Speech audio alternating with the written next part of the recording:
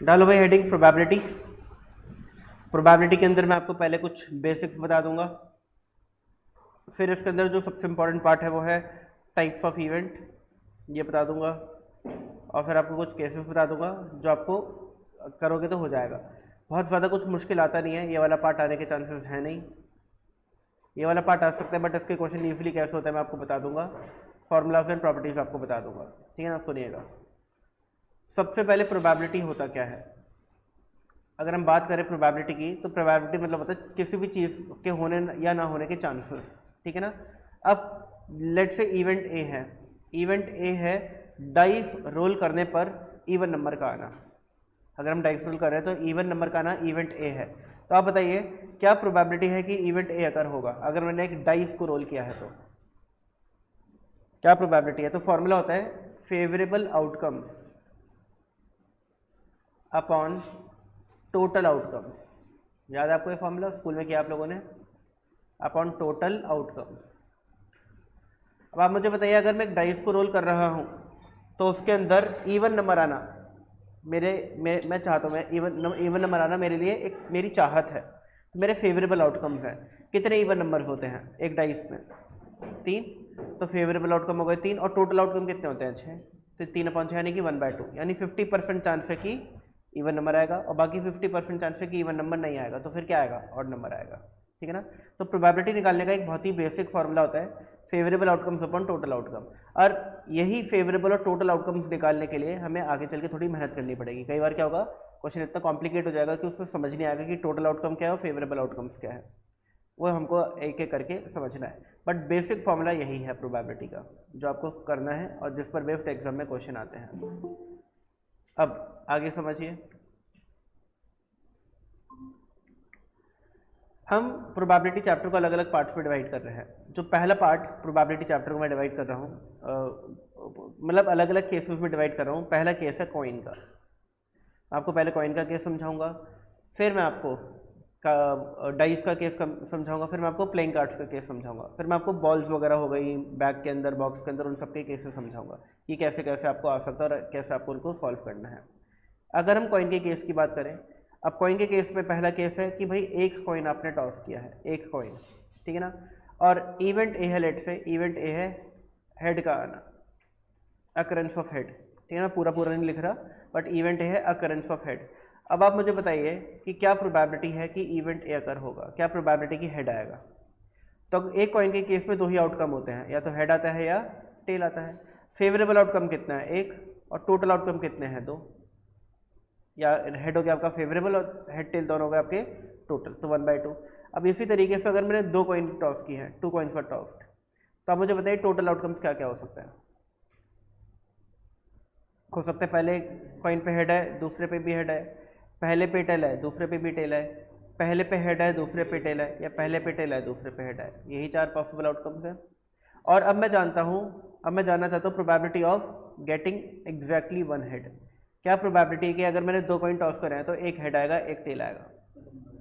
तो आप बोलोगे कि फेवरेबल आउटकम्स हैं 2 और टोटल आउटकम्स हैं 4, तो आंसर आ गया 1/2। बट अगर मैं आपसे पूछता हूँ कि क्या प्रोबेबिलिटी है कि 2 हेड आएंगे, तो अब फेवरेबल आउटकम क्या है? सिर्फ एक हेड हेड, और टोटल आउटकम्स कितने हैं? 4। तो 25% चांस है, 1/4 का मतलब 25% चांस, और 1/2 का मतलब 50% चांस है। 50% चांस है एक हेड एक टेल आने के, और 25% चांस है 50% चांस है एक हेड एक टेल आने के, 25% चांस है 2 हेड आने के, बचे 25% चांस है किसके? 2 टेल आने के, यानी 0 हेड आने के। Probability of 0 head, probability of 0 head. 0 head का मतलब क्या है? ये वाला आउटकम, ये वाला, और ये अपने आप पे एक ही आउटकम है आउट ऑफ 4, तो 1/4 इसकी प्रोबेबिलिटी हो गई। अब अगला केस तीसरा, अगर मैंने 3 कॉइन्स टॉस किए हैं और मैं जानना चाहता हूँ कि क्या प्रोबेबिलिटी है कि एक हेड आएगा, मैं जानना चाहता हूँ क्या प्रोबेबिलिटी है कि 2 हेड्स आएंगे, मैं जानना चाहता हूँ क्या प्रोबेबिलिटी है कि एटलीस्ट एक हेड आएगा, मैं जानना चाहता हूँ प्रोबेबिलिटी क्या है एटमोस्ट एक हेड आएगा, एटमोस्ट एक हेड आएगा। ये चारों प्रोबेबिलिटीज़ में जानना चाहता हूँ। तो सबसे पहले मुझे आइडेंटिफाई करना पड़ेगा टोटल आउटकम्स क्या है। अगर मैंने एक कॉइन को 3 बार टॉस किया, ऐसा समझ लो 3 कॉइन को टॉस करने की जगह एक कॉइन को 3 बार टॉस किया है, आउटकम सेम ही रहता है दोनों केस में। तो क्या हो सकता है कि पहली बार हेड है, दूसरी बार भी हेड है, और तीसरी बार भी हेड है, तीनों बार हेड है।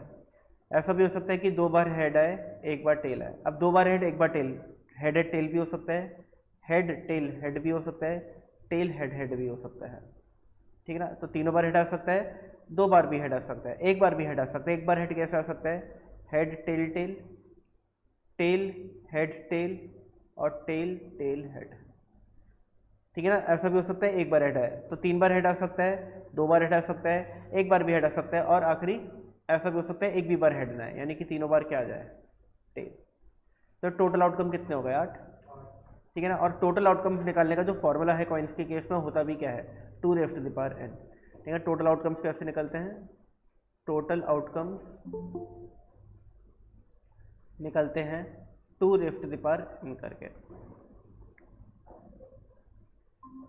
ठीक है। टोटल आउटकम्स निकलते हैं 2n। तो अगर आप n क्या है, number of times coin of toss या नंबर ऑफ कॉइन्स टॉस। अगर मैंने एक कॉइन टॉस किया है तो 2 पार 1 आंसर 2 आ गया, तो देखो 2 आउटकम्स हैं। 2 पार 2 4 हो गया, देखो 4 आउटकम्स हैं। और 2 पार 3 8 हो गया, तो देखो 8 आउटकम्स हैं, ठीक है ना। ये आउटकम क्या है, 3 हेड का आउटकम। ये 3 आउटकम किस चीज़ के हैं, 2 हेड्स के आउटकम। ये तीनों आउटकम किस चीज़ के हैं, 1 हेड के। और ये आउटकम किसका है, 0 हेड का, ठीक है जी। अब मैं जानना चाहता हूँ व्हाट इज द प्रोबेबिलिटी कि अगर मैं एक कॉइन को 3 बार टॉस करूँ या 3 कॉइन को एक बार टॉस करूँ तो 1 हेड आएगा। तो 1 हेड के कितने आउटकम्स हैं, 3, और टोटल आउटकम्स कितने हैं, 8, 3/8 हो गया। 2 हेड के कितने आउटकम्स हैं, अगेन 3, और टोटल आउटकम्स कितने हैं, 8, अगेन 3/8 हो गया। एटलीस्ट 1 हेड का मतलब क्या होता है, जल्दी बताओ, कम से कम 1 बार हेड है। तो मेरे लिए फेवरेबल आउटकम्स कौन से हैं, ये सारे, 1 हेड, 2 हेड, 3 हेड, ठीक है ना। तो ये कितने आउटकम्स है, 7 आउट ऑफ 8। और एटमोस्ट 1 हेड का क्या मतलब है, ज़्यादा से ज़्यादा 1 हेड, ज़्यादा से ज़्यादा 1 हेड, यानी 1 हेड है उससे कम हेड। तो एटमोस्ट 1 हेड के आउटकम कितने हैं, 4, तो हो गया 4/8। क्लियर हो गई बात। और आप इस चीज़ को भी समझना कि probability of 0 head plus probability of getting 1 head plus probability of getting 2 head plus probability of getting 3 head. अगर मैंने एक कॉइन को 3 बार टॉस किया तो 3 से ज़्यादा हेड तो आ नहीं सकते भाई, तो मैक्सिमम 3 आ सकते हैं। इन सब प्रोबेबिलिटीज़ का सम टोटल क्या होगा, 1। जितने भी पॉसिबल आउटकम्स होते हैं सभी आउटकम्स का जो सम होता है, आउटकम्स का जो सम होता है वो हमेशा प्रोबेबिलिटीज़ का 1 होता है। तो अगर आप 0 हेड की बात करो तो 0 हेड क्या है, 1/8 चांसेस। 1 हेड के कितने हैं, 3/8 चांसेस। 2 हेड के कितने हैं, 3/8 चांसेस। और 3 हेड के क्या हैं, 1/8 चांसेस। और अगर आप इन सबको ऐड करोगे तो देखो आपका आंसर बनाएगा।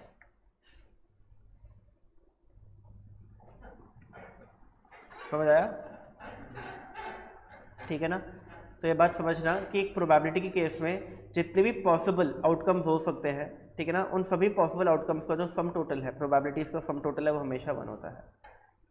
कॉइन का केस समझ आ गया, कोई दिक्कत, इजी था, ठीक है ना। अब आते हैं हम कॉइन्स के बाद डाइस के केस पर। डाइस,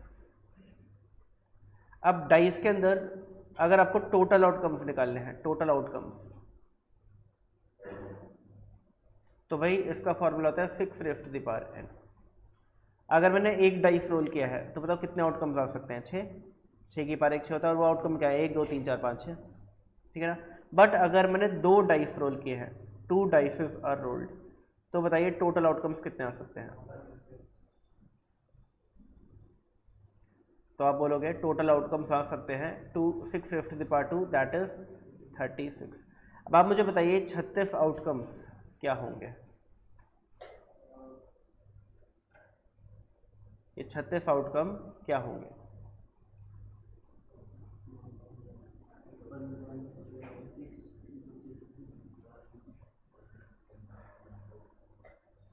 तो मैंने क्या किया, मैंने एक टेबल बना दी है भाई,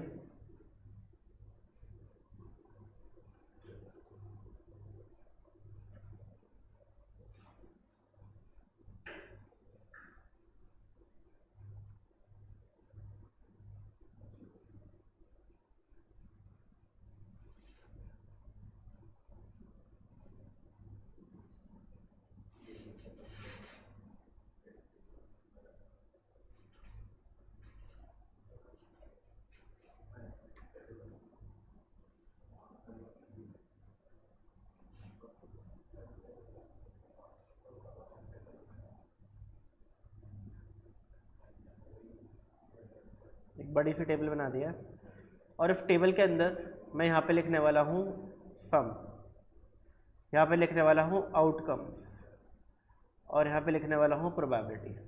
ये और ये टेबल याद रख लेना, बहुत इजी, याद करना मुश्किल नहीं है, याद रखना इजी काम है। आप मुझे बताइए अगर मैं 2 डाइस रोल कर रहा हूँ, एक बार में 2 डाइस, तो दोनों डाइस पर कुछ ना कुछ नंबर आएगा रोल करने पे। मिनिमम सम कितना आ सकता है? मिनिमम सम 2, यानी अगर दोनों डाइस पर 1 1 आया है तो उसका सम क्या होगा? 2, जिससे कम तो आ ही नहीं सकता।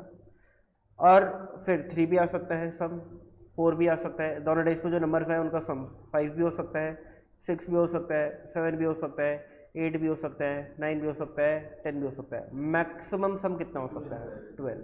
अगर दोनों डाइस पर 6 6 आ गया तो मैक्सिमम सम हो सकता है 12। ठीक है जी। अब आप मुझे बताइए अगर सम 2 आया है तो आउटकम क्या रहा होगा? दोनों डाइस पर 1 1 आया होगा। अगर सम 3 आया तो आउटकम क्या रहा होगा? पहले पे 1 1, दूसरे पे 2, या पहले पे 2 दूसरे पे 1 आया होगा।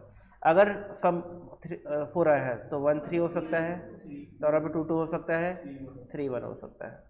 अगर सम 5 आया तो 1 4 2 3 3 2 4 1। मैं कर क्या रहा हूँ? मैं पहले वाला नंबर सबसे पहले 1 लिखता हूँ, फिर मैं देखता हूँ सम 5 के लिए अगला नंबर क्या चाहिए? 4 चाहिए, तो 1 4 लिख दिया। अब मैं क्या करूँगा? पहले वाला नंबर एक एक बढ़ाता रहूँगा और दूसरा वाला नंबर एक एक कम करता रहूँगा। तो जैसे मैंने पहले लिखा 1, अब 6 के लिए क्या चाहिए? 5 चाहिए। अब पहला वाला नंबर 1 के बाद 2 करो और ये कम करो, फिर ये 3 करो, इसको एक कम करो, इसको एक बढ़ाओ, इसको एक कम करो, इसको एक बढ़ाओ, इसको एक कम करो। ठीक है जी। ऐसे ही 7 सम चाहिए तो 1 6। अब ये एक बढ़ाओ, ये एक कम करो, ये एक बढ़ाओ, ये एक कम करो, ये एक बढ़ाओ, ये एक कम करो, ये एक बढ़ाओ, ये एक कम करो, ये एक बढ़ाओ और ये एक कम करो। ठीक है, बात समझ आ रही है? फिर अगर 8 की हम बात करें तो अब 1 और 6 से तो ये टाइम नहीं सकता, तो सबसे छोटा नंबर भी क्या आना चाहिए? 2 आना चाहिए। तो 2 6, फिर एक बढ़ाओ, एक कम करो, एक बढ़ाओ, एक कम करो, एक बढ़ाओ, एक कम करो, एक बढ़ाओ और एक कम करो। ऐसे ही 9 चाहिए तो 3 6, मिनिमम नंबर 3 होना चाहिए और ये 6। फिर 4 और 5 है तब भी काम चल जाएगा, 5 और 4 है तब भी काम चल जाएगा, 6 और 3 है तब भी काम चल जाएगा। 10 के लिए 4 6 5 5, एक ज़्यादा एक कम, एक बढ़ाओ और एक कम करो, इसके अलावा नहीं आ सकता। 11 के लिए 5 6 और 6 5, इसी 2 केस में 11 आ सकता है। और 12 के लिए एक ही आउटकम पॉसिबल है, 6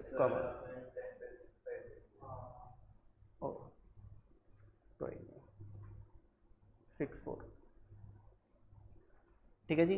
अब आप इन आउटकम्स को काउंट करोगे ना, तो यहाँ पर एक आउटकम है, यहाँ पे 2 3 हो गए, 3 + 3 9, 3 + 3 सॉरी 6, 6 + 4 10, 10 + 5 15, 15 + 6 21, 21 + 5 26, 26 + 4 30, 30 + 3 33, 33 + 2 35, 35 + 1 36, टोटल 36 आउटकम आ सकते हैं। अब अगर क्वेश्चन पूछता है कि आपने 2 डाइस रोल करे, क्या प्रोबेबिलिटी है कि सम 2 आएगा, तो आप क्या आंसर दोगे? 1/36, एक favourable outcome out of total 36 outcome.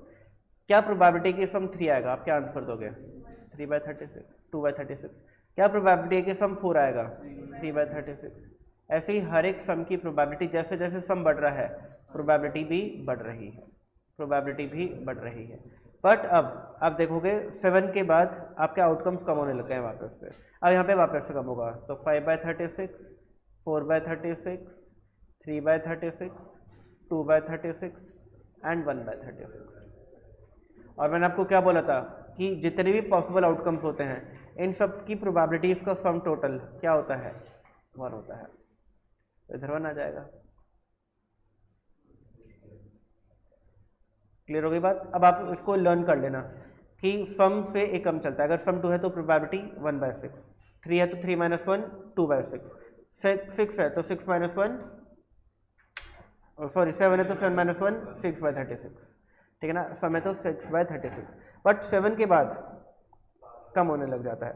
अब 7 के बाद 8 आया, ठीक है ना, तो 8 6 में -1 करके आएगा 5। अब जैसे अगर क्वेश्चन पूछ रहा है कि हमने डाइस रोल किया, क्या प्रोबेबिलिटी है कि जो सम है वो 10 आया होगा। तो या तो आउटकम्स लिख लो 4 6 5 5 6 4 ये आ सकते हैं, तो 3/36 हो गया। या आप लर्न कर लो कि 7 पर हाईएस्ट प्रोबेबिलिटी होती है, 7 के बाद 8 9 10 3 माइनस कर दो, तो 6 में 3 माइनस कर दोगे तो 3 बचेगा, 3/36 आ जाएगा। ठीक है ना, 7 पे हाईएस्ट है, 7 के बाद 8 9 10 3 आगे बढ़े हैं, तो इसकी प्रोबेबिलिटी 3/36 में 3 पीछे जाओ तो 6 के बाद 5 5 के बाद 4 4 के बाद 3, तो 3/36 हो जाएगा। इस तरीके से भी आप इसको लर्न कर सकते हो। अब मैं आपको जल्दी से दिखाता हूँ कि आप किस टाइप के क्वेश्चन एक्सपेक्ट कर सकते हो इन एग्जाम, कॉइन से रिलेटेड एंड डाइस से रिलेटेड। बहुत ही ईजी क्वेश्चन होते हैं, ध्यान से सुनना कॉइन के। तो if a coin is tossed twice then the event occurrence of word head occurrence of, ये अभी आप नहीं कर पाओगे, अभी टाइप्स ऑफ इवेंट पढ़ोगे तब कर पाओगे। इसको करो। If an unbiased coin is tossed twice the probability of obtaining at least one tail is, at least one tail. एक अनबायस्ड कॉइन को आपने 2 बार टॉस किया है, तो हो सकता है दोनों बार हेड आए, दोनों बार टेल आए, एक बार हेड एक बार टेल आए, एक बार टेल एक बार हेड आए। एटलीस्ट वन टेल, बताओ इसमें है, इसमें है और इसमें है, तो क्या हो गया 3/4 यानी कि 0.75। एटलीस्ट वन टेल का क्या मतलब है, एक या एक से ज़्यादा टेल है, तो फेवरेबल आउटकम ये भी है, फेवरेबल आउटकम ये भी है, फेवरेबल आउटकम ये भी है, क्योंकि इन तीनों आउटकम में एक या एक से ज़्यादा टेल्स हैं। 3 आउटकम फेवरेबल और टोटल आउटकम 4 है, तो 3/4 आंसर हो गया। अगला बताइए। A coin of tossed 2 times the toss resulted in 1 head and 1 tail. What is the probability that the first throw resulted in tail. तो आपके जो फेवरेबल आउटकम्स हैं वो टोटल आउटकम्स हैं वो सिर्फ 2 ही हैं अब, क्योंकि क्वेश्चन ने बता दिया कि एक हेड और एक टेल आया है, तो यानी कि बाकी के 2 आउटकम एलिमिनेट कर दो। ये आपके टोटल आउटकम है। आपका फेवरेबल आउटकम क्या है, that the first throw resulted in a tail, ये आपका फेवरेबल आउटकम है, तो क्या हो गया प्रोबेबिलिटी 1/2। ठीक है ना। तो जब भी क्वेश्चन आपको इवेंट होने के बाद के आउटकम्स का हिंट दे दे, जैसे आप आउटकम्स का हिंट दे दे कि एक हेड एक टेल है, तो आपके टोटल आउटकम्स वही आउटकम बन जाते हैं जो हिंट है। अब आप टोटल आउटकम 4 नहीं मानोगे, ठीक है ना, 2 मानोगे। ये कंडीशनल प्रोबेबिलिटी का क्वेश्चन होता है, ठीक है ना, बट इसको हम कंडीशनल प्रोबेबिलिटी के फॉर्मूले से करेंगे नहीं, इसी लॉजिक से करेंगे जो भी बताया। आगे बढ़िए। 2 unbiased coins were tossed the probability of obtaining 1 head and 1 tail. कर लोगे। एक हेड देखा जाए तो 4 आउटकम्स होते हैं, head head, tail tail, tail head, head tail, तो 1 हेड 1 टेल इन दोनों में आता है, तो 2/4 हो जाएगा आंसर, यानी कि बी ऑप्शन। ऐसे ये वाले क्वेश्चन आपको खुद करने हैं, बहुत ईजी क्वेश्चन है। 3 वाले कर लेते हैं 1 2। When 3 unbiased coins were tossed the probability of obtaining not less than 3 head is, not less than 3 head, यानी 3 हेड या उससे ज़्यादा हेड है। अब बताओ, अगर आपने 3 कॉइन्स को टॉस किया तो 3 से ज़्यादा हेड तो आ ही नहीं सकते, 3 ही आ सकते हैं मैक्स टू मैक्स, और नॉट लेस देन 3 बोल रहा है, यानी 3 या 3 से ज़्यादा हेड है, यानी कि एक ही फेवरेबल आउटकम है, हेड हेड हेड वाला, आउट ऑफ 8 आउटकम्स, तो 1/8 आंसर हो जाएगा। क्लियर हो गई बात। 3 coins were toss together the probability of exactly 2 head is, 2 head की क्या होती है 3/8, कहते हैं head head tell, head tell head, tell head head, ये 3 आउटकम्स होते हैं 2 हेड वाले, और टोटल आउटकम्स 8 होते हैं। बाकी सारे क्वेश्चन आप कर लोगे, डाइस के करते हैं। देखिए जी, probability of throwing an even number with an ordinary 6 faced dices, बताओ कितने इवन नंबर होते हैं एक डाइस में, और टोटल आउटकम 6, क्योंकि एक ही डाइस थ्रो किया है तो टोटल आउटकम 6 होंगे, ना कि 36 होंगे। The probability of throwing more than 5 in a single do of an ordinary dices, आपने एक डाइस फेंका, क्या प्रोबेबिलिटी की मोर देन 5 आएगा उसमें, 1/6, क्योंकि मोर देन 5 एक ही नंबर होता है 6, तो 6 आने की प्रोबेबिलिटी पूछ रहा है, क्या है 1/6, ठीक है ना। If 2 unbiased dice are rolled, आपने 2 अनबायस्ड डाइस को रोल किया है, what is the probability of getting points neither 6 nor 9, आपने 2 अनबायस्ड डाइस को रोल किया है, क्या प्रोबेबिलिटी है कि आपके उस पर जो पॉइंट्स है, पॉइंट्स मतलब कि सम, ना 6 आए ना 9 आए। अच्छा 6 सम आएगा, इसकी प्रोबेबिलिटी क्या होती है 5/36, 7 आएगा इसकी क्या होती है 6/36, 8 आएगा इसकी 5/36, और 9 आएगा इसकी 4/36। क्लियर है, ठीक है ना। तो 9 आएगा इसकी प्रोबेबिलिटी 4/36, तो 6 या फिर 9 आएगा, इसकी प्रोबेबिलिटी क्या हो गई बताओ, 5 + 4 9/36, बट क्वेश्चन पूछ रहा है कि ना 6 आए ना 9 आए, तो आपको पता है कि 2 से लेकर के 12 तक, 2 से लेकर के 12 तक जो सम आएगा इन सबकी प्रोबेबिलिटी, इसका सम टोटल क्या होता है 1। और इसमें आप माइनस कर दो क्या 9/36, यानी कि 9 या 6 आने की प्रोबेबिलिटी। तो जो बच गई वो किसकी प्रोबेबिलिटी है? 9 या 6 के अलावा कोई और सम आने की। कितना आ गया आंसर? 27/36, यानी कि 9 3 9 4 यानी कि 0.75। देख लो, या तो ये ऑप्शन होगा, ये होगा, या ये होगा। कौन सा है? आखिरी वाला है। क्लियर होगी बात? इजी थी। ऐसे ही अगला, if two unbiased dice are rolled together what is the probability of getting no difference of point? No difference of point का क्या मतलब है? 1 1 आए, या 2 2 आए, या 3 3 आए, या 4 4, या 5 5, या 6 6। तो ये कितने आउटकम्स हैं? 6। और टोटल आउटकम कितने हैं? 36। तो 1/6 आंसर हो जाएगा। नो डिफरेंस ऑफ पॉइंट का मतलब है कि दोनों डाइस पर सेम नंबर है। तो सेम नंबर 6 केसेस होते हैं, 1 1 वाला, 2 2, 3 3, 4 4, 5 5, 6 6। तो 6 आउटकम्स फेवरेबल है, बाकी अनफेवरेबल है। 2 dice are thrown together, the probability that the event the difference of number shown 2 is, क्या प्रोबेबिलिटी है कि जो दो नंबर्स आए हैं उनका डिफरेंस 2 होगा? Difference is 2। तो डिफरेंस इज 2, बताइए जी। डिफरेंस 2 इस केस में है, इसमें है, इसमें है, इसमें है, इसमें है, इसमें है, इसमें है, और इसमें है। ये आउटकम्स है, और किसी में भी नहीं है। दिख रहा है? ठीक है ना? तो 1 2 3 4 5 6 7 8, 8/36 आंसर हो जाएगा। ठीक है? जो डिफरेंस ऑफ 2 नंबर को 2 होना चाहिए। तो 1 3 में 2 का डिफरेंस है, 3 1 में भी 2 का डिफरेंस है, और जो मैंने येलो करा इन सब में 2 का डिफरेंस है, बाकी किसी में 2 का नहीं है। 2 से ज़्यादा या 2 से कम है, और ये 8 केसेस हैं। तो 8/36 आपका आंसर हो जाएगा। 8/36 मतलब क्या है? 4/18 या फिर 2/9। क्लियर हो गया? तो आई होप आपको डाइस के क्वेश्चन कैसे करना है ये समझ आ गया होगा। कर लो, एक दो और कर लो। 2 dice are thrown together, the probability of the event that the sum of number shown is greater than 5। जो सम आया है दोनों डाइस पर, जो नंबर है उनका सम 5 से बड़ा होगा। तो 5 से बड़ा सम क्या हो सकता है? 7 8 9 10 11 एंड 12, ये हो सकता है। 7 की प्रोबेबिलिटी क्या होती है? 6/36 हाईएस्ट, फिर 8 की 5/36, फिर 4, फिर 3, फिर 2, फिर 1। ऐड करो 11 15, 15 प्लस 21, 21। तो आंसर क्या हो जाएगा? 21/36। Dividing both terms by 3।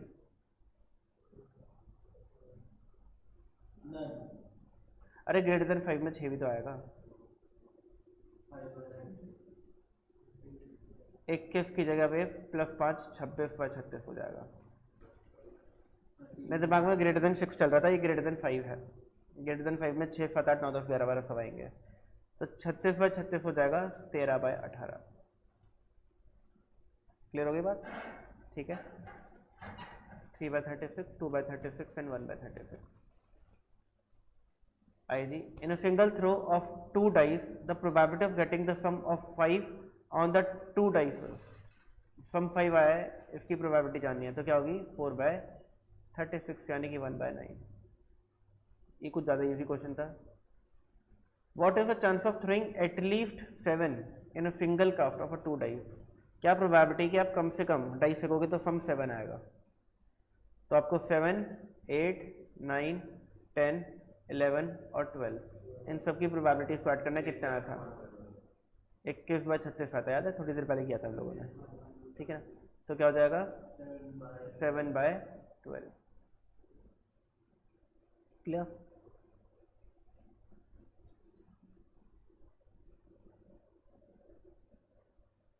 ये बताओ 93। 2 dices with face marked 1 2 3 4 5 6 are thrown simultaneously and the points on the dice are multiplied together. The probability that the product is 12 is, मतलब प्रोडक्ट 12 किस किस केस में आ सकता है? 2 6 3 4, ठीक है ना? फिर 4 3 और फिर 6 2। और किसी केस में आ सकता है क्या प्रोडक्ट 12? नहीं। तो आंसर क्या हो जाएगा? 4/36। तो नंबर्स हैं उनका प्रोडक्ट जो है वो 12 है। प्रोडक्ट 12 वाला आउटकम सिर्फ ये है, और किसी केस में प्रोडक्ट 12 नहीं होगा। ठीक है? अब आ जाता है कार्ड्स के केस के ऊपर। इधर ही कहीं शो कर देते हैं, इसको समझ लेते हैं। तो हमारा तीसरी हेडिंग आ गई क्या, कार्ड। तो पहले हमने समझा अबाउट कॉइन्स, फिर हमने समझा अबाउट डाइस, और अब हम करने वाले अबाउट कार्ड्स। कार्ड्स मतलब कि प्लेइंग कार्ड्स। तो आप पहले मुझे बताइए कि टोटल प्लेइंग कार्ड्स कितने होते हैं। 52, जिसमें से 26 रेड होते हैं और 26 ब्लैक होते हैं। तो पहले हम ब्लैक की बात करें तो ब्लैक कौन कौन से होते हैं, स्पेड, क्लब, और रेड कौन कौन से होते हैं, हार्ट और डायमंड। क्लियर हो गई बात। तो ये 26 होते हैं रेड, तो 13 होते हैं हार्ट और 13 होते हैं डायमंड। ऐसे जो 26 ब्लैक होते हैं, ठीक है ना, इसमें 13 होते हैं स्पेड और 13 होते हैं क्लब। 13 + 13 + 13 + 13 को टोटल कितने कार्ड हो गए, 52। तो टोटल ब्लैक कार्ड्स हो गए 26, टोटल रेड कार्ड्स हो गए 26, ठीक है। अब ये जो 13 स्पेड कार्ड्स हैं, इनका बाइफर्केशन क्या है। तो इसमें सबसे पहला कार्ड होता है एस, जिसको हम ए से रिप्रेजेंट करते हैं, एस। फिर नंबर कार्ड्स होते हैं, ये भी नंबर कार्ड होता है, एस भी नंबर कार्ड होता है, बट बाकी के नंबर कार्ड्स क्या होता है, फिर 2, 3, 4, 5, 6, 7, 8, 9, 10, ये सारे आपके नंबर कार्ड्स हैं। इनको हम बोलते हैं नंबर कार्ड। 13 में से 10 क्या है, नंबर कार्ड्स हैं। और बाकी के 3 क्या होते हैं, फेस कार्ड्स। फेस कार्ड में सबसे छोटा होता है जैक, फिर क्वीन, फिर किंग। ये आपके फेस कार्ड्स हो गए। तो मुझे बताइए, अगर स्पेड के 13 कार्ड्स ये 13 होते हैं, और ऐसे क्लब, हार्ट और डायमंड के भी जो 13 कार्ड्स होते हैं वो यही 13 होते हैं, यही 13 होते हैं। यानी 13 जो कार्ड्स हैं यही 13 स्पेड के भी होते हैं, क्लब के भी होते हैं, हार्ट के भी होते हैं, डायमंड के भी होते हैं। तो आप मुझे बताइए कि टोटल फेस कार्ड्स कितने होंगे, total face card in a deck of playing cards. तो बोलोगे कि स्पेड के 3 हैं और क्लब के भी 3 हैं, हार्ट के भी 3 है, डायमंड के भी 3 है, तो 3 × 4 यानी कि 12 फेस कार्ड हो गए। क्लियर हो गई बात। ऐसा मुझे बताइए टोटल एस कितने हो गए, 4, हर एक का एक एक। ऐसे टोटल किंग भी 4, टोटल क्वीन भी 4, टोटल जैक भी 4। कोई भी नंबर कार्ड है, कोई भी नंबर का 5 नंबर वाले कार्ड कितने होंगे, 4। अरे बात समझ, हर एक का एक एक। तो बहुत बेसिक उसके पीछे रहती है कैलकुलेशन, ज़्यादा मुश्किल नहीं होती। अब हम कार्ड्स का क्वेश्चन उठाते हैं। A card is drawn from a well shuffle pack of playing cards, the probability that it is a spade is, मतलब कितने स्पेड होते हैं, 13, और टोटल कार्ड कितने होते हैं, 52, और आंसर हो जाएगा 1/4। ठीक है जी। अगला, अभी थोड़े मुश्किल क्वेश्चन करते हैं।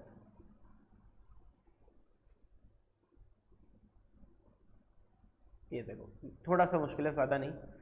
The probability that a card drawn at random from a pack of playing cards may be either queen और एन एस। क्या प्रोबेबिलिटी कि आपने कार्ड पिक किया है वो क्वीन है या फिर एस है। तो क्वीन कितनी होती है, 4, तो क्वीन की प्रोबेबिलिटी क्या हो गई, 4/36। एस कितने होते हैं, 4, तो इसकी प्रोबेबिलिटी क्या हो गई, 4/36।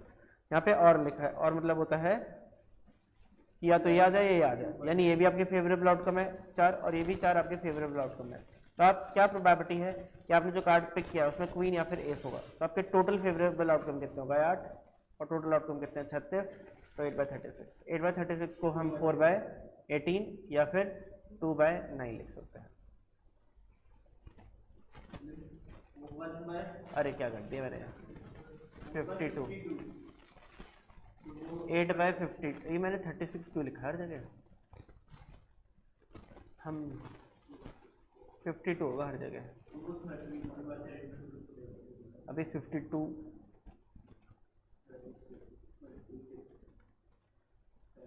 2/13 आंसर हो जाएगा। ठीक है जी, क्लियर। वो डाइस का डिनोमिनेटर होता है ना, 2 डाइस का भी लिखे थे बहुत सारे, 36 तो दिमाग में घूम रहा है। तो ये आपका आंसर आ गया। अब यहाँ पर देखो अगला, अ card is drawn from a pack of 52 cards, what is the probability that it is neither a black card nor a king. Neither को छोड़ो, पहले आप बताओ आपने कार्ड पिक किया वो ब्लैक कार्ड है या किंग है, इसकी प्रोबेबिलिटी क्या है, या तो ब्लैक है या किंग है। तो ब्लैक कितने होते हैं, 26 और किंग कितने होते हैं 4। बट क्या इन 26 में और इन 4 में 2 कार्ड कॉमन है, ठीक है ना। तो इसमें क्योंकि 2 कार्ड कॉमन है, उन 2 कार्ड की प्रोबेबिलिटी क्या है 2/52, क्योंकि इसमें भी इंक्लूडेड, तो एक बार हटा दो। अरे बात समझ, ये 2/52 जो है प्रोबेबिलिटी किसकी है कि आपका कार्ड ब्लैक कलर का किंग है, ब्लैक है और किंग है, तो उसकी प्रोबेबिलिटी इसमें भी इंक्लूडेड है 2/52 और 2/52 इसमें भी इंक्लूडेड है। तो आप क्या करो 2/52 क्योंकि 2 बार ऐड हो गया तो एक बार हटा दो, तो आंसर क्या आ जाएगा 26 + 4 30 - 2 28/52। अब ये प्रोबेबिलिटी किसकी है कि आपका कार्ड या तो ब्लैक है या किंग है, ये ठीक है ना, ब्लैक है या किंग है। हमें निकालना है कि ना ही वो ब्लैक है ना ही वो किंग है, तो क्या करेंगे 1 - 28/52। क्लियर हो गई बात, ठीक है जी। आप समझना इस बात को, अगर किसी भी इवेंट होने की प्रोबेबिलिटी ए है तो उस इवेंट के ना होने की प्रोबेबिलिटी को हम A' बोलते हैं, और ये कैसा आता है 1 - प्रोबेबिलिटी ऑफ ए करके आता है, ये आपने पढ़ा होगा। जैसे समझो आपने डाइस फेंका और डाइस पर 2 या 4 का आना इवेंट ए है, 2 या 4 का आना इवेंट ए है, तो आप मुझे बताओ 2 या 4 आने की प्रोबेबिलिटी क्या है 2/6। 2 और 4 दो फेवरेबल आउटकम है, और 2 और 4 ना आने की प्रोबेबिलिटी क्या है, अब 2 और 4 का ना आना यानी कि फेवरेबल आउटकम क्या है 1 3 5 6, तो प्रोबेबिलिटी क्या होगी 1 - 2/6। बताओ 1 - 2/6 क्या होगा 4/6 हो जाएगा। क्लियर होगा ना, ये आपको बेसिक फॉर्मूला याद है, वही हम यहाँ पे यूज कर रहे हैं। तो 52 - 28 कितना होगा 24/52, तो क्या जाएगा 12/26 यानी कि 6/13। समझ आ गया। पहले हमने निकाला प्रोबेबिलिटी कि आपका जो कार्ड है या तो वो ब्लैक कार्ड है या वो किंग कार्ड है, या तो ब्लैक है या किंग है। फिर हमने 1 में माइनस कर दिया ब्लैक या किंग होने की प्रोबेबिलिटी, तो कौन सी प्रोबेबिलिटी आ गई ना ही ब्लैक है ना ही किंग है, ना ही ब्लैक है ना ही किंग है। क्लियर। ऐसे what is the chance of picking a heart और अ क्वीन ऑफ हार्ट, ठीक है, नॉट नहीं होना चाहिए, of heart from a pack of 52 cards, ठीक है ना। बताओ हार्ट कितने होते हैं 13, तो हार्ट पिक करने की प्रोबेबिलिटी 13/52, और क्वीन कितनी होती है 4, तो क्वीन पिक करने की प्रोबेबिलिटी 52। बट आप जानना चाहते हो क्या प्रोबेबिलिटी कि आप हार्ट या फिर क्वीन पिक करोगे, तो ऐड कर दो इनकी प्रोबेबिलिटीज को। बट दिक्कत क्या है, एक क्वीन हार्ट की होती है, तो उसकी प्रोबेबिलिटी, उस क्वीन ऑफ हार्ट की प्रोबेबिलिटी क्या है 1/52, एक ही होती है क्योंकि वो, ठीक है ना। तो 1/52 इसमें भी इंक्लूडेड है, वो 1/52 इसमें भी इंक्लूडेड है, तो एक बार हटा दो, तो 17 - 1 16/52 आंसर आ जाएगा। यानी 16 का आधा 8, 8 का आधा 4, 52 का आधा 26, 26 का आधा 13, 4/13 आंसर आ गया। समझ आ गया। ये सारे क्वेश्चन एग्जाम के लिए इंपॉर्टेंट है, CUET के लिए। अब देखिएगा बहुत इंपॉर्टेंट, अभी तक हम क्या कर रहे थे, अभी तक हम सिर्फ एक कार्ड ड्रॉ कर रहे थे डेक से, a single card was drawn, but हम 2 कार्ड ड्रॉ करेंगे, ठीक है ना। अब हम क्या करेंगे 2 कार्ड ड्रॉ करेंगे। तो पहले आप ये बात समझिएगा, बहुत इंपॉर्टेंट है कि अगर 2 और मोर ऑब्जेक्ट्स आर सेलेक्टेड,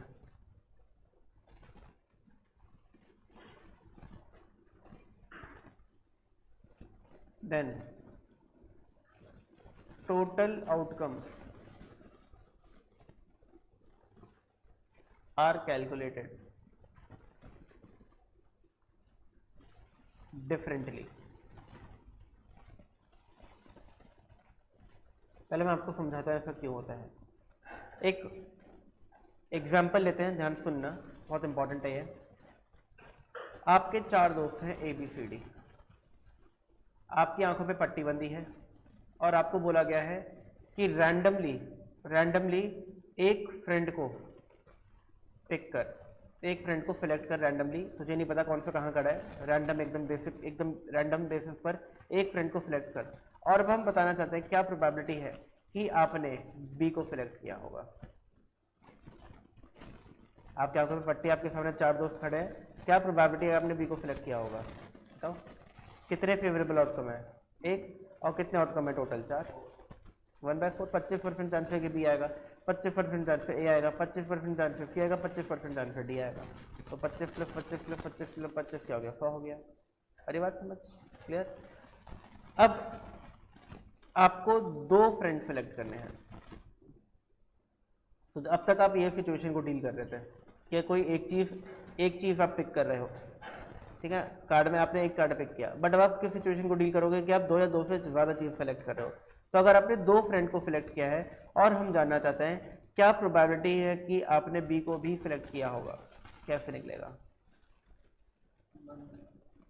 आपने 2 फ्रेंड्स को सिलेक्ट किया है, हम जानना चाहते हैं क्या प्रोबेबिलिटी कि आपने बी को सिलेक्ट किया होगा, कैसे निकलेगा। तो इस बात को समझिएगा कि इस केस में जो टोटल आउटकम्स हैं वो कैसे निकलेंगे। टोटल आउटकम्स, तो आप बोलोगे टोटल आउटकम्स होंगे, अगर आप 4 में से 2 दोस्तों को सिलेक्ट कर रहे हो तब क्या वो 2 दोस्त ए बी हो सकते हैं, क्या वो 2 दोस्त ए सी हो सकते हैं, क्या वो 2 दोस्त ए डी हो सकते हैं, क्या वो 2 दोस्त बी सी हो सकते हैं, क्या वो 2 दोस्त बी डी हो सकते हैं, और क्या आखिरी वो 2 दोस्त सी डी हो सकते हैं। A B A C A D, B C B D C D, कोई भी 2 हो सकते हैं। अब इसमें से बी किस किस केस में सिलेक्शन का पार्ट है, इसका है, इसका है और इसका है। तो फेवरेबल आउटकम कितने हैं 3 और टोटल आउटकम कितने हैं 6। तो आपने देखा टोटल आउटकम 4 दोस्त हैं बट टोटल आउटकम 6 हैं अगर आप 2 चीज़ों को सेलेक्ट कर रहे हो। तो यहाँ पर इसलिए मैंने लिखा कि if 2 or more objects are selected then total outcomes are calculated differently। the question is कि क्या आप हर क्वेश्चन में ऐसे कॉम्बिनेशन बनाएंगे, नहीं, आपको पता है कि टोटल आउटकम्स यहाँ पे क्या है, टोटल कॉम्बिनेशन है, ठीक है ना, कि अगर आपको 4 में से 2 चीज़ें सेलेक्ट करनी है तो कितने तरीके से सेलेक्ट कर सकते हो। तो बताओ टोटल सिलेक्शंस का फॉर्मूला क्या होता था, टोटल सिलेक्शंस कैसे निकाल देते हैं, एनसीआर करके, याद है। और एनसीआर का फॉर्मूला क्या होता था, n factorial upon r factorial n minus r factorial, याद है। अगर आपको फॉर्मूला याद नहीं है कोई दिक्कत वाली बात नहीं है, मैं आपको समझा देता हूँ जल्दी से। एन होता है इसमें total number of objects available, C यानी कि कॉम्बिनेशन यानी कि सिलेक्शन, मतलब समझ लो सी का मतलब सिलेक्शन होता है, तो जब भी आपको सिलेक्शन करना है तो आप सी का यूज़ करो।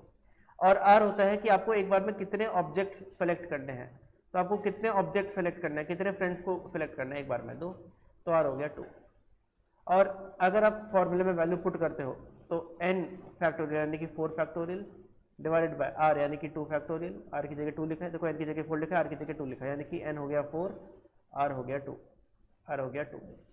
अब एन माइनस आर यानी कि 4 माइनस 2 फैक्टोरियल, मतलब किसी भी नंबर का फैक्टोरियल कैसे निकालते हैं, उस नंबर से स्टार्ट करो और रिवर्स ऑर्डर में सारे नंबर मल्टीप्लाई करो 1 तक। ऐसे 2 फैक्टोरियल कैसे निकलेगा, 2 इंटू 1, और फिर 4 माइनस 2 क्या होता है 2, और फिर 2 का फैक्टोरियल कैसे निकलेगा 2 इंटू 1। तो 2 मल्टीप्लाई बाई 2 4 होता है, 4 कट गया, 3 इंटू 2 क्या होता है 6, देखो 6 आ गया, और यही वो 6 आउटकम है।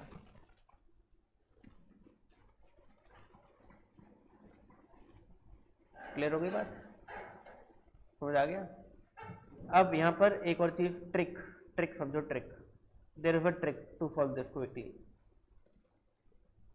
अगर आपको लेट से 10C2 निकालना है तो आप क्या करो, 10 यानी कि n जो भी नंबर n की जगह लिखा है उससे शुरू करो और रिवर्स ऑर्डर में r यानी कि 2 नंबर को मल्टीप्लाई करो, तो रिवर्स ऑर्डर में 2 नंबर 0 तो हो गए, डिवाइडेड बाय जो भी नंबर नीचे लिखा है इसका फैक्टोरियल, तो 2 फैक्टोरियल तो 2 होता है, 2 multiply by 5 if 10, 5 multiply by 9 is 45, answer आ गया।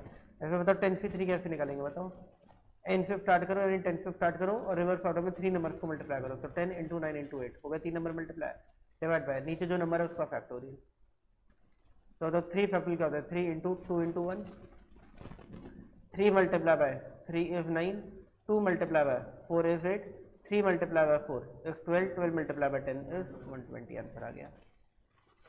ठीक है, ऐसे आपको लेट से निकालना है 52C2, तो कैसे निकालोगे, 52 इंटू 51 अपॉन 2 फैक्टोरियल 2 इंटू 1 यानी 2 होता है, 2 से कटा 52 26 हो गया, और 26 इंटू 51 कितना होता है, ये होता है 1326। क्लियर हो गई बात, ठीक है जी। तो ये आपके पास सिलेक्शन का तरीका है। अब आप मेरी बात ध्यान से सुनना, मैं आपसे क्वेश्चन पूछ रहा हूं कि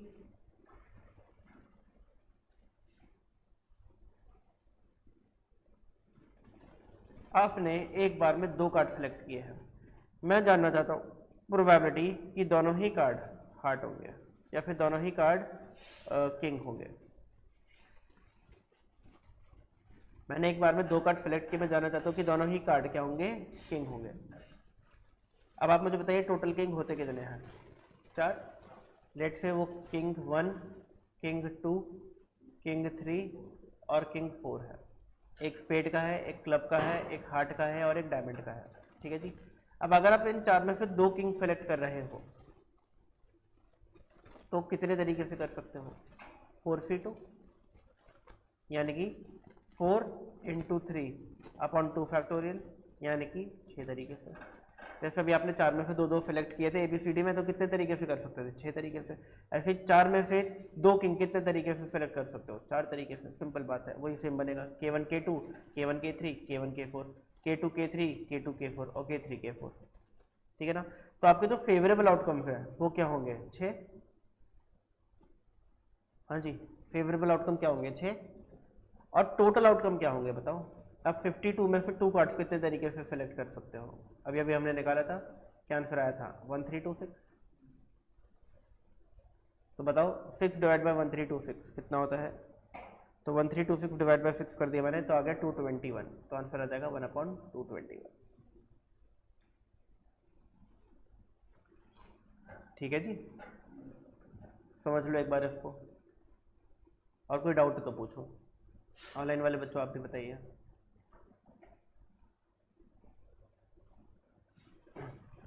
जब भी आपको सिलेक्शंस निकालने हैं आउट ऑफ n ऑब्जेक्ट्स तो आप NCR का यूज़ करेंगे।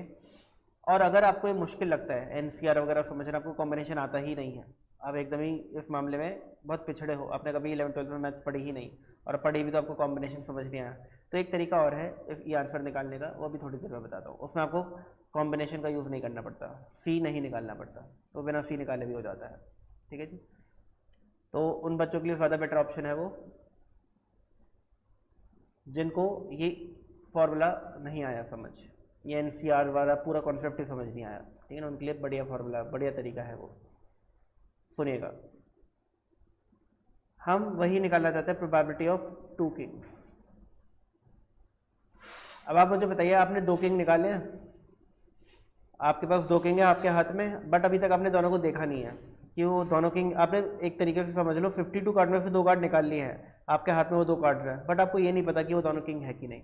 हम ये जानना चाहते हैं कि वो दोनों किंग है, इसकी प्रोबेबिलिटी क्या होगी, और हमें अभी हमने निकाला इसकी प्रोबेबिलिटी 1/221 होगी। 1/221 यानी कि कितने परसेंट चांस है कि आपके हाथ में जो कार्ड है वो किंग, दोनों किंग होंगे? बताओ।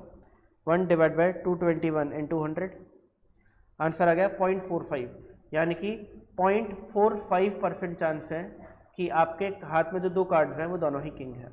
लेस देन 1% चांस है। अरे बात समझ, लेस देन 1% चांस है।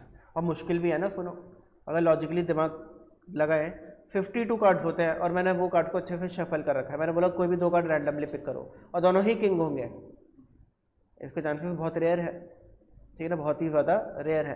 तो कितने चांस है? 0.45% चांस है। अब सुनिएगा, आपके हाथ में 2 कार्ड्स हैं, अब दोनों ही किंग है, इसकी प्रोबेबिलिटी निकालनी है। आपने एक कार्ड खोल रहे हो, एक कार्ड उसमें से निकाल करके देख रहे हो कि वो क्या है। अब बताओ वो किंग होगा, वो कार्ड किंग होगा, इसकी प्रोबेबिलिटी क्या है? कितने किंग होते हैं एक डेक में? 4। और टोटल कार्ड्स कितने होते हैं? 52। तो वो कार्ड किंग होगा, इसकी प्रोबेबिलिटी 4/52 है। ये सुन लो, अगर वो कार्ड किंग निकला तो आप दूसरा कार्ड भी खोलोगे, और अगर वो कार्ड किंग नहीं निकला तो क्या आप दूसरा कार्ड खोलोगे? नहीं, क्योंकि आप गेम हार चुके हो, क्योंकि आपको दोनों किंग्स चाहिए थे। अब ये किंग नहीं निकला तो आप आगे दूसरा कार्ड खोलोगे ही नहीं। अगर पहला कार्ड किंग निकला तो आप दूसरा कार्ड खोलोगे। अब बताओ, दूसरा कार्ड खोल रहे हो, वो कार्ड भी किंग है, इसकी प्रोबेबिलिटी क्या है? आपकी डेक में 4 किंग होते हैं, एक तो आपके हाथ में जो आप खोल चुके हो, देख चुके हो पहले, अब दूसरा भी कार्ड किंग है, तो उसकी प्रोबेबिलिटी क्या है? 3/51, क्योंकि आप एक किंग, पहला वाला कार्ड तो आपने साइड में रख दिया और वो किंग था।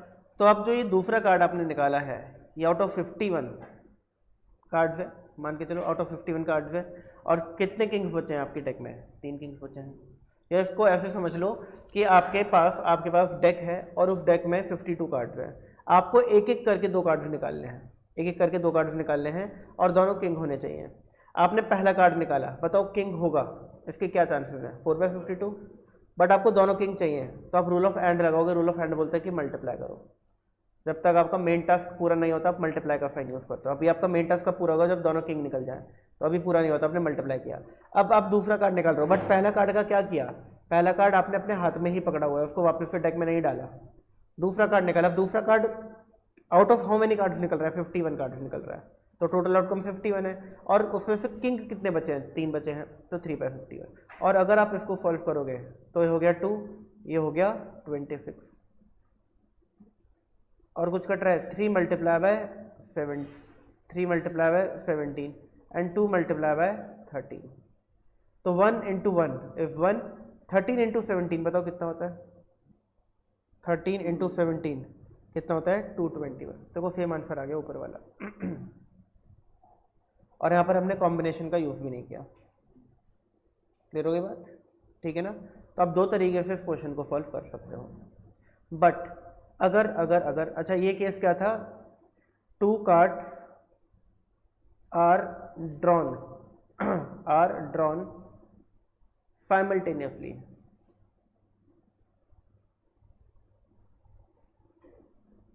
और एक केस था 2 कार्ड्स आर ड्रॉन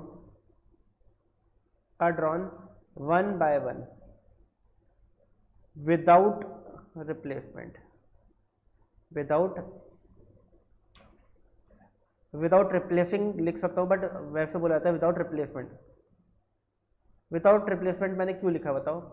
क्योंकि जो पहला कार्ड आ गया था आपने वापस से उसको अपने 52 कार्ड्स की डेक में नहीं डाला, आपने उसको साइड में रख दिया और फिर दूसरा कार्ड निकाला।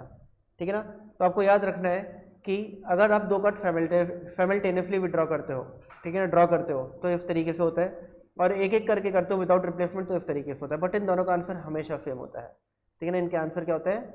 ऑलवेज सेम होते हैं।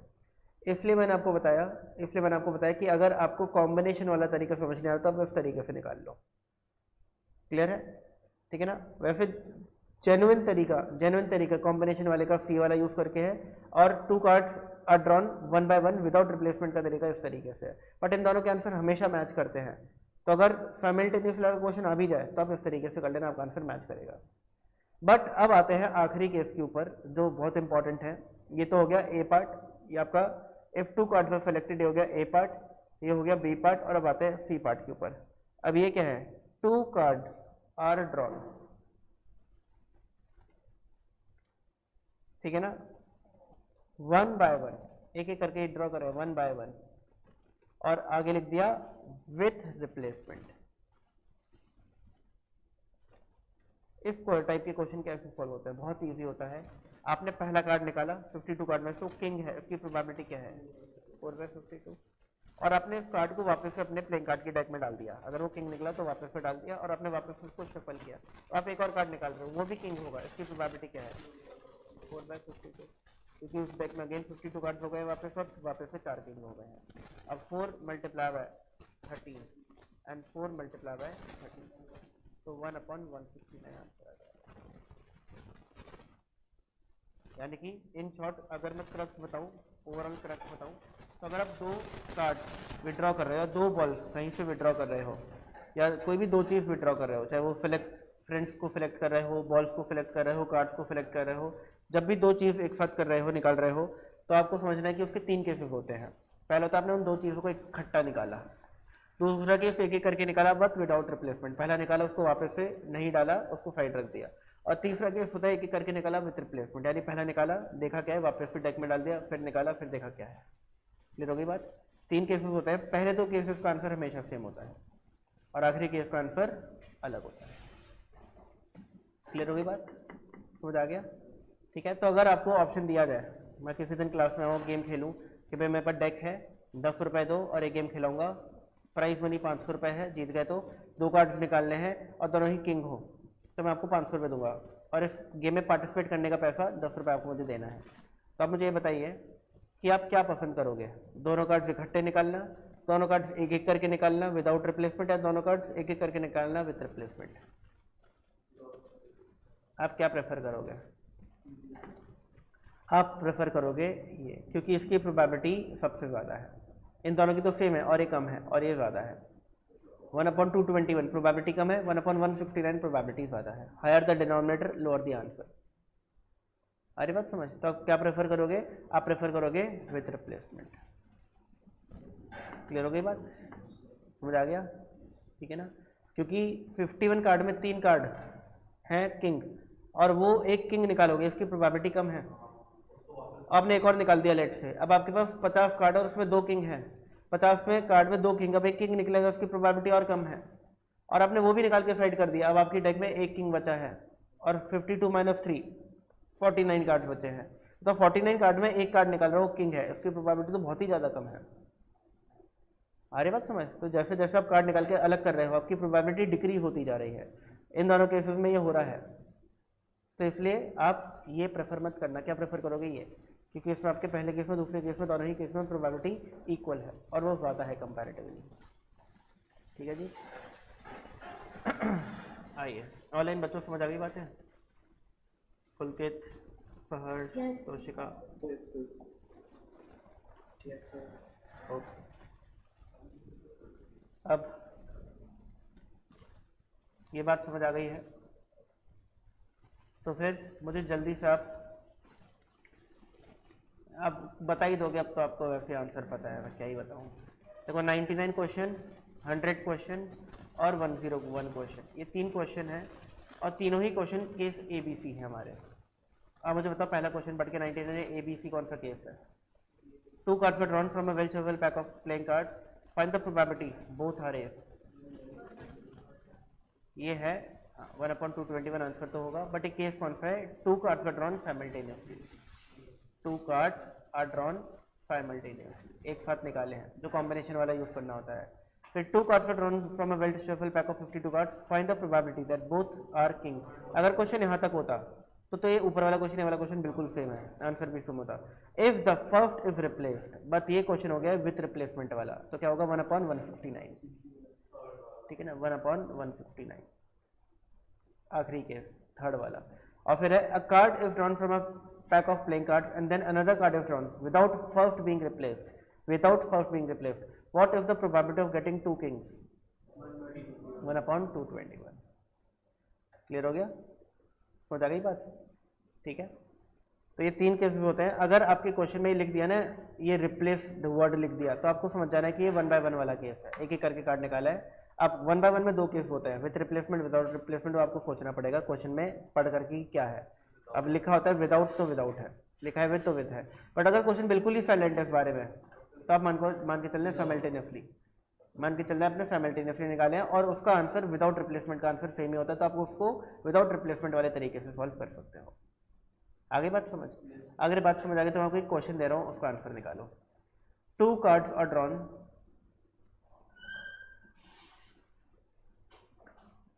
ठीक है ना? 2 cards are drawn, पहला हो गया साइमल्टेनियसली, दूसरा हो गया 1/1। 1/1 में कौन सा case? Without WO, without replacement. और तीसरा केस 1/1 विथ रिप्लेसमेंट WR। ये 3 केस हो गए simultaneously, without replacement, 1/1 without replacement, 1/1 with replacement. Find probability that both are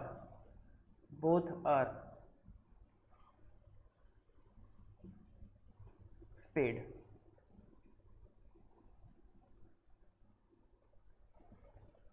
both are spade।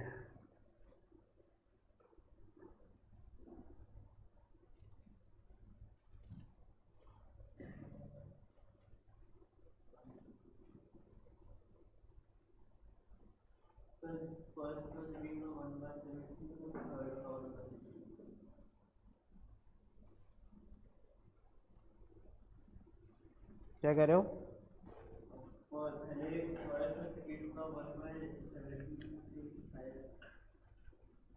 कितने स्पेड होते हैं भाई? 13।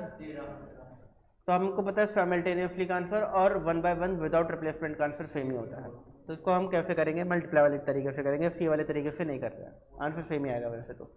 अब स्पेड होते हैं 13, तो पहला कार्ड स्पेड है 13/52 और आपने उस कार्ड को साइड में रख दिया। अब दूसरा कार्ड भी स्पेड है 12/51, ये आपका आंसर आ जाएगा।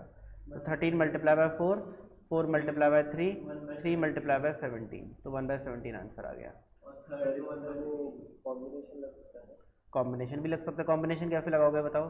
13 स्पेड होता है तो 13 में से 2 स्पेड 13 से 2 इसमें निकाल सकते हो। टोटल कार्ड 52 होता है, 52 में से 2 कार्ड 52 C2 तरीके से निकाल सकते हो। तो होगा 13 × 12/2 फैक्टोरियल डिवाइड बाय 52 × 51 2 फैक्टोरियल। देखो ये और ये तो कट गया। अब आपके पास जो बचा है, क्या बचा है? 13 × 12/52 × 51।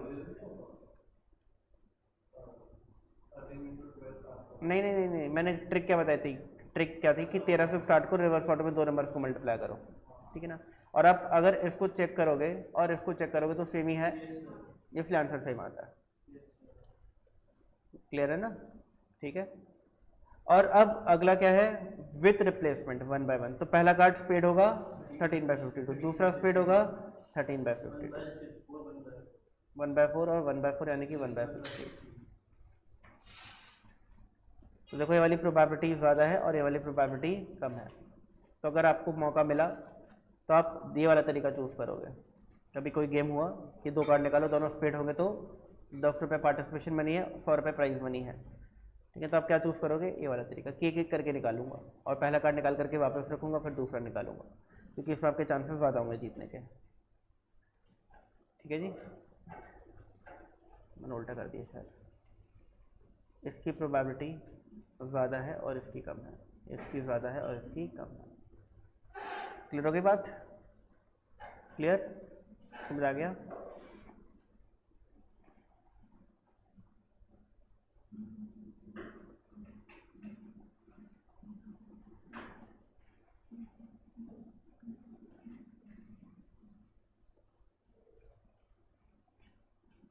बताइए जी 104 कैसे होगा?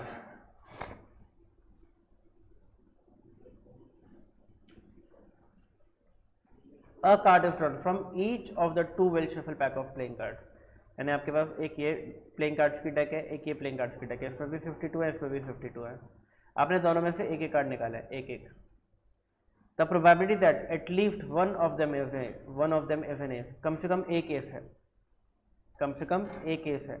या तो इसमें एस आ जाए, इसमें ना आए, या इसमें ना आए, इसमें आ जाए, या इसमें भी आ जाए और इसमें भी आ जाए। 3 केसेस बनेंगे, ठीक है ना। बट हमें पता है कि इन तीनों केसेस का आंसर ऐड करने से जो आएगा वो किसके बराबर आएगा? 1 माइनस पहले में भी एस नहीं निकलेगा, दूसरे में भी एस नहीं निकलेगा। अब मुझे बताओ पहली डेक में आपने कार्ड निकाला वो एस नहीं है, इसकी प्रोबेबिलिटी क्या है? एस की प्रोबेबिलिटी क्या होती है एस निकलने की? 4/52, तो ना निकलने की 48/52, और दूसरे में भी 48/52, ठीक है ना। क्लियर हो गया? तो ये इस तरीके से आपका आंसर आ जाएगा। 48/52 का क्या मतलब है? 4 × 12 4 × 13, 4 × 12 4 × 13, यानी 1 माइनस 144/169 क्या हो जाएगा? 25/169।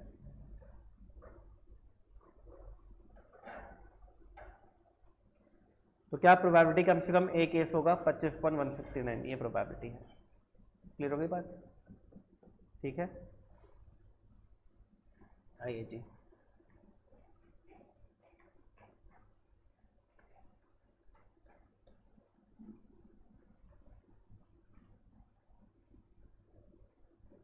देखो ये वाले क्वेश्चन है ना, बॉल्स वाले आ गए हैं, कार्ड्स की जगह बॉल्स। अब ये वाले क्वेश्चन, कार्ड वाले क्वेश्चन बाकी सब क्वेश्चन की तरह ही होते हैं, अलग नहीं होता। जैसे देखो, अ प्रोबेबिलिटी ऑफ ड्राइंग यानी की बॉल निकालिए, अ black ball from a bag containing 8 white and 5 black bowlers, तो आप बोलोगे 5/30, क्योंकि 5 फेवरेबल हैं, टोटल आउटकम कितने हैं? 13 है। ऐसे ही a bag contains 10 red and 10 green balls, a ball is drawn from it, the probability that it will be green in colour is 10/20। ऐसे। A bag contains 5 red and 3 yellow balls, 2 balls are drawn. अब यहाँ पर आ गया है 2 balls are drawn at random one after the another without replacement, यानी पहली निकाली जो भी आई हो उसको साइड रख दिया, फिर दूसरी निकाली। The probability that both the ball are yellow is, मतलब पहली बॉल येलो होगी 3/8, ये बॉल निकाल करके साइड में कर दी। अब कितनी येलो बची है 2, और टोटल कितने बचे हैं 7, तो आंसर क्या आ जाएगा 3/28। समझ आ गया? तो इसलिए मैंने आपको बताया था कि भाई बॉल्स का केस भी आएगा और वो भी इसी तरीके से हो जाएगा, आराम से हो जाएगा, उसमें कोई दिक्कत होगी नहीं। और जब भी आपके 2 या 2 से ज़्यादा चीज़ें निकाली जाए क्वेश्चन में, देख लो कि भाई इस क्वेश्चन में क्या हो रहा है, 2 आइटम्स पिक हो रहे हैं, एक हो रहा है, एक हो रहा है तो कॉमन सेंस लगा लो, और 2 हो रहा है तो फिर आप ये वाली कॉमन सेंस लगा लो, यानी ये वाला तरीका यूज़ कर लो। अब इस क्वेश्चन में बताओ 2 बॉल्स निकाली again at random, then the probability of getting both white ball is, मतलब पहली वाइट होगी इसकी प्रोबेबिलिटी क्या है 6/16, क्योंकि टोटल बॉल है 16 और वाइट बॉल है 6।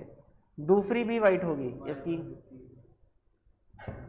बताओ जी, क्वेश्चन बता नहीं रहा कि बॉल्स कैसे निकाली है, एक एक करके आया इकट्ठी, तो अब क्या मानोगे इकट्ठी निकाली है, साइमल्टेनियसली मानोगे।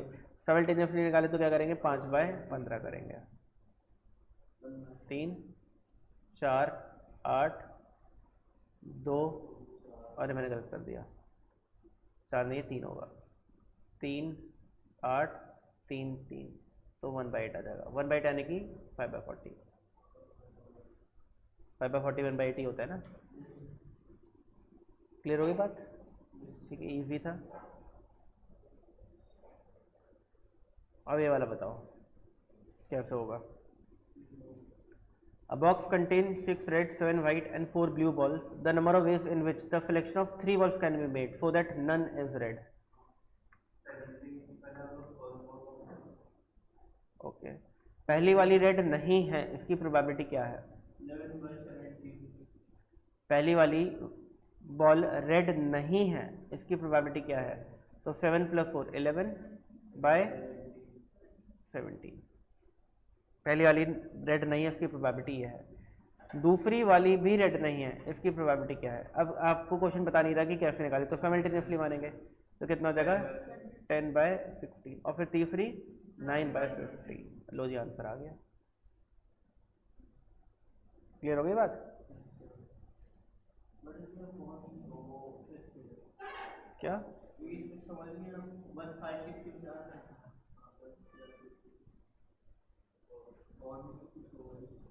अरे अरे अरे अरे, प्रोबेबिलिटी निकालनी ही नहीं है, नंबर ऑफ वेव निकालने हैं, माय मिस्टेक।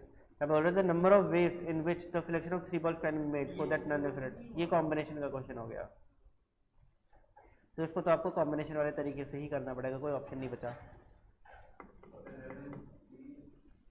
हाँ, बहुत इजी है वैसे तो। आपके पास टोटल बॉल्स कितनी है 17, बट इसमें से रेड कितनी है 6, तो 11 में से 3 बॉल कितने तरीके से सेलेक्ट कर सकते हो? 11 कौन सी 11? ये वाली 11, इनमें से कोई भी 3 बॉल कितने तरीके से सेलेक्ट कर सकते हो? वो आंसर आ जाएगा। तो क्या होगा 11 × 10 × 9/3 फैक्टोरियल। 3 फैक्टोरियल नहीं कि 3 × 2 × 1, 3 3 × 9, 2 5 × 10, तो ये हो गया कितना 15, 15 × 11 कितना होता है 165। ठीक है, क्वेश्चन कॉम्बिनेशन का है, प्रोबेबिलिटी का नहीं है। प्रोबेबिलिटी का होता अगर तो फिर वैसे ही करते जो मैं पहले कर रहा था। अब देखो एक क्वेश्चन ये होता है, यहाँ पर आपको ध्यान से समझना है। अभी तक हमने जितने क्वेश्चन किए उन क्वेश्चन में एक चीज़ कॉमन थी, एक ही बैग था जिसके अंदर अलग अलग कलर की बॉल्स पड़ी थी। अब जो हम क्वेश्चन कर रहे हैं यहाँ पर 2 अलग अलग बॉक्सेस हैं। पहले एक ही बॉक्स में अलग अलग कलर की बॉल थी और अब 2 बॉक्सेस हैं, 2 boxes. There are 2 boxes containing 5 white, तो पहले बॉक्स में 5 वाइट बॉल्स हैं एंड 6 ब्लू बॉल्स हैं, एंड दूसरा बॉक्स जो है उसमें 3 वाइट हैं और 7 ब्लू हैं। तो इसमें टोटल बॉल हो गई 11, इसमें टोटल बॉल हो गई 10। A one box selected at random, आपने पहले तो एक बॉक्स सेलेक्ट किया रैंडमली और फिर उसमें से एक बॉल निकाली है। क्या प्रोबेबिलिटी है कि वो बॉल ब्लू कलर की होगी? क्या प्रोबेबिलिटी है कि वो बॉल ब्लू कलर की होगी? अच्छा मुझे बताइए, पहला बॉक्स अगर आपने चूज किया होता तो ब्लू बॉल की प्रोबेबिलिटी क्या होती? 6/11। 6/11। अगर आपने पहला बॉल सिलेक्ट किया होता, पहला बॉक्स, तो इस पर ब्लू बॉल की प्रोबेबिलिटी क्या होती है 6/11। और अगर आपने दूसरा बॉक्स सेलेक्ट किया होता तो उसमें ब्लू बॉल की प्रोबेबिलिटी क्या होती 7/10। क्लियर है। बट आपने कोई दोनों बॉक्स तो सिलेक्ट किए नहीं है।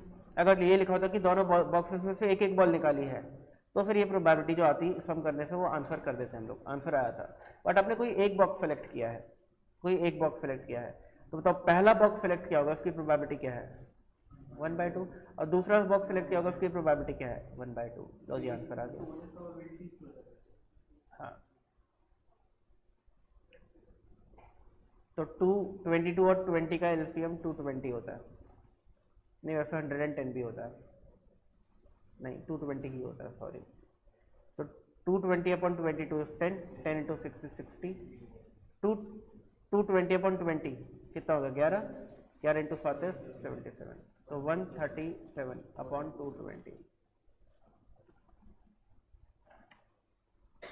क्लियर होगी बात। तो जब भी आपके पास दो बॉक्सेस हो और दो बॉक्सेस में से कोई एक बॉक्स सेलेक्ट करके उससे बॉल निकाली जाए और वो बॉल लेट से इस केस में ब्लू कलर की हो, तो पहले तो आप ब्लू की प्रोबेबिलिटी निकालो दोनों से, और दोनों ही प्रोबेबिलिटी को 1/2 से मल्टीप्लाई कर दो, ऐड कर दो, आंसर आ जाएगा। ठीक है ना, ये प्रोबेबिलिटी ऐड कर दो, आंसर आ जाएगा।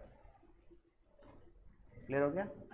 ठीक है, क्योंकि पहला बॉक्स सेलेक्ट किया होगा इसके 50% चांस है, दूसरा बॉक्स सेलेक्ट किया होगा इसके भी 50% चांस है, इस वजह से।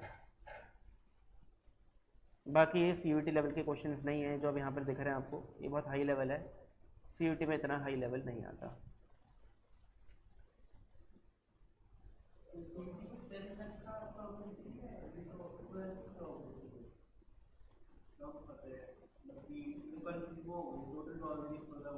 हाँ मैं समझ गया,